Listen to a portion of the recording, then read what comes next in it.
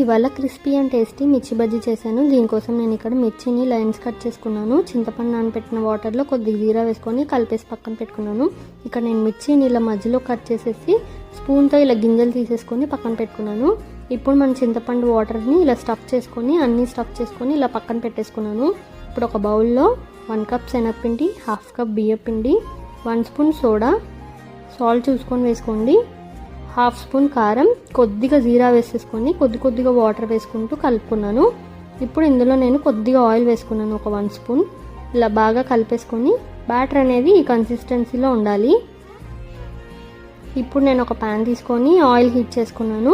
ఇప్పుడు మిర్చిని ఇలా బాగా డిప్ చేసి ఆయిల్లో ఫ్రై చేసుకున్నాను.